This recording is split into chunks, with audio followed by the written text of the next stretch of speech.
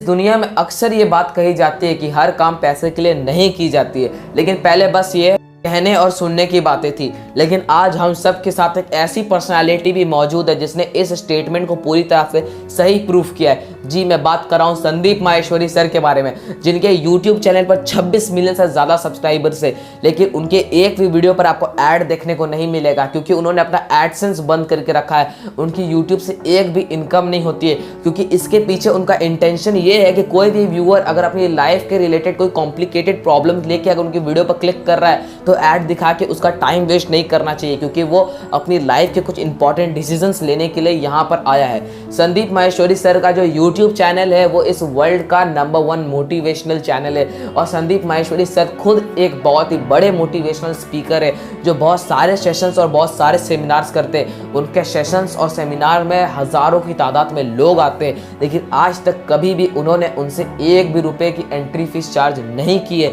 यहाँ तक कि उनके सेशंस में आने के लिए कई सारे लोगों को तो कई सालों तक का इंतज़ार करना पड़ जाता है। अगर मैं एक्चुअल डेटा से देखूँ तो संदीप सर की अगर मैं सारी इनकम मिला दूँ यूट्यूब से और सेमिनार से तो वो कुछ करोड़ में बनेगी, लेकिन संदीप सर आज तक कभी भी इन सभी से एक भी रुपया चार्ज नहीं करते हैं। क्या हमेशा से संदीप सर ऐसे ही थे? कैसा एक आम आदमी का लड़का अपनी सिचुएशन से डील करके अपनी प्रॉब्लम से लड़ के आज इतना बड़ा मुकाम हासिल कर लिया है कि वो लोगों की लाइफ में वैल्यू एडिशन कर रहा है और लोगों की लाइफ को बदल दे रहा है। आइए जानते हैं इस वीडियो में।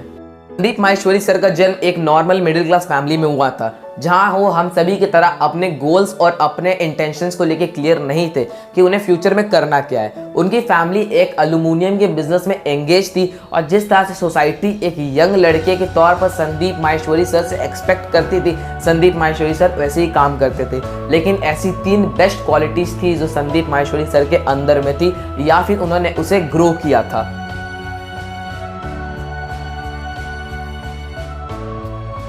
नंबर 1 क्वालिटी जो संदीप माहेश्वरी सर के अंदर थी वो एक बहुत अच्छे लर्नर है। वो हमेशा ट्राई करते थे कुछ नया सीखने का। सेकेंड, वो कभी भी कोशिश नहीं करते थे कि मैं अपने कंफर्ट जोन में जाऊं। वो हमेशा ट्राई करते थे कि किस तरह से मैं अपने कंफर्ट जोन को छोड़ सकूं और ज़्यादा से ज़्यादा वर्क कर सकूं। And the third and the most important thing कि उन्हें सबसे best Joy and the best energy of this universe के बारे में पता था, द जॉय ऑफ गिविंग। वो लोगों के देख के बहुत ज़्यादा इंस्पायर्ड हो जाते थे। जो लोग किसी की मदद करते थे, संदीप माहेश्वरी सर उन्हें देख के बहुत ज़्यादा मोटिवेटेड फील करते थे और उनके अंदर भी इंटेंशन बचपन से जग चुका था कि मुझे भी लोगों के लिए कुछ करना है, उनके चेहरे पर हैप्पीनेस लानी है और उनके साथ अपना कुछ ना कुछ शेयर करना है। और उसी के रूप में हमें मिला संदीप माहेश्वरी का द अनस्टॉपेबल सेशन, जहाँ पर उन्होंने लाखों की तादाद में लोगों की लाइफ में इम्पैक्ट डाला और जो लोग अपने पाथ से डिस्ट्रैक्ट हो चुके थे उन्हें एक सही पाथ पर ला के उनकी ज़िंदगी को बदल दिया। स्टार्टिंग से एक ब्रिलियंट स्टूडेंट होने के बावजूद संदीप माहेश्वरी सर ने अपने कॉलेज को 3rd ईयर में ड्रॉप आउट कर दिया और 19 साल की उम्र में उन्होंने मॉडलिंग की तरफ अपना झुकाव बनाया और वहाँ पर करियर बनाने का सोचा। लेकिन जैसे ही वो मॉडलिंग की दुनिया में घुसे, वहाँ के हरासमेंट और एक्सप्लोजन के चलते उन्हें वहाँ पर कुछ ज़्यादा टाइम तक वो टिक नहीं पाए और वहाँ से बहुत जल्दी वो मूव आउट हो गए। लेकिन वहाँ से मूव आउट होने के साथ साथ उनके पास एक एम था कि उन्हें काउंटलेस लोगों की मदद करनी थी, उनको शेयरिंग की पावर के बारे में पता था। उसके बाद उन्होंने 2 हफ्ते का एक फोटोग्राफी का कोर्स भी किया और फिर वहाँ से वो फोटोग्राफी के वर्ल्ड में एंटर कर गए। संदीप सर के अंदर में एक बहुत ही बड़ी बर्निंग डिज़ायर थी कि वो फोटोग्राफी और मॉडलिंग के वर्ल्ड में एक बड़ा चेंज ला सके। इसीलिए उन्होंने अपनी एक कंपनी खोली जिसका नाम रखा उन्होंने Mash audio visual private limited और वहाँ से फिर उन्होंने पोर्टफोलियो बनाना शुरू किया। लेकिन कुछ टाइम के बाद वो कंपनी भी बंद हो गई। फिर 2002 में उन्होंने अपने 3 दोस्तों के साथ मिलकर एक और कंपनी स्टार्ट की, जो कंपनी 6 महीने के अंदर में बंद हो गई। लेकिन फिर भी संदीप सर के माइंड में ये था कि मैं कभी भी गिव अप नहीं करूँगा, क्योंकि उनका मेन इंटेंशन था कि वो कॉन्सेप्ट को आगे बढ़ा सके, द कॉन्सेप्ट ऑफ शेयरिंग को।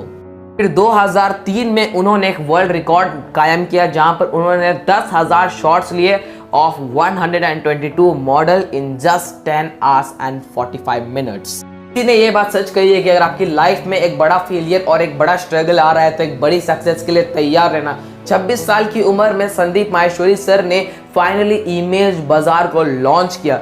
2006 में उनके पास अपना एक मैसिव सेटअप क्रिएट करने के लिए पैसा बिल्कुल भी नहीं था, इसीलिए उन्होंने अपनी कंपनी में काम करने के साथ ही साथ एक जॉब भी ज्वाइन कर ली। उसके बाद संदीप सर वहाँ पर मल्टीटास्किंग करने लगे, जहाँ पर वो अपनी जॉब में भी वर्क कर रहे थे और अपनी कंपनी के लिए भी वर्क कर रहे थे। ये शो करता है कि संदीप सर का जो सक्सेस है वो लेट नाइट सक्सेस नहीं है, उसके पीछे बहुत सालों की मेहनत है। जहाँ पर उन्होंने मॉडलिंग में, फोटोग्राफी में कुछ खास अचीवमेंट नहीं कर पाए, उसके बाद उनके अंदर एक बर्निंग डिज़ायर आया मॉडलिंग और फोटोग्राफी में एक बड़ा चेंज लाने का। उसके बाद स्टार्टिंग में उन्होंने 3 बड़ी कंपनीज खोली जो बंद हो गई। उसके बाद उन्होंने एक वर्ल्ड रिकॉर्ड कायम किया और उसके बाद वापस उन्होंने इमेज बाज़ार को लॉन्च किया और अपनी फेलियर और अपने स्ट्रगल के बलबूते उन्होंने इमेज बाज़ार को इतना बड़ा बनाया कि आज इमेज बाज़ार इंडिया की one of the most valuable and the world's largest photography company है। Over 1 million images and more than 700 clients all over the world, approximate 45 countries. ये दिखाता है कि उनके स्ट्रगल और उनकी मेहनत उस चीज़ के पीछे, और फिर उन्होंने फोकस किया था जॉय ऑफ गिविंग पर। उसके बाद उन्होंने अपनी सारे फेलियर को, सारी लर्निंग को एक साथ लाके इस दुनिया की तरफ लाने का फैसला किया और दुनिया के कई लोगों को इंस्पायर करने का सोचा। इसीलिए उन्होंने स्टार्ट किया द अनस्टॉपेबल सीरीज और उसके बाद उन्होंने कई सारे सेमिनार्स किए जहाँ पर लोगों की प्रॉब्लम को सॉल्व कर रहे थे, वो भी फ्री ऑफ कॉस्ट। और उसके बाद वो 19 साल की उम्र में एक बहुत ही अच्छे एंटरप्रेन्योर बने अपनी फेलियर और अपनी प्रॉब्लम्स के चलते। और उन्होंने फिर अपनी जर्नी को आगे बढ़ाते हुए मोटिवेशन को भी परस्यू किया, एक अच्छे मोटिवेशन स्पीकर बने और एक बहुत ही अच्छे ऐसे इंसान बने जो जॉय ऑफ गिविंग के कॉन्सेप्ट को समझ पाते हैं।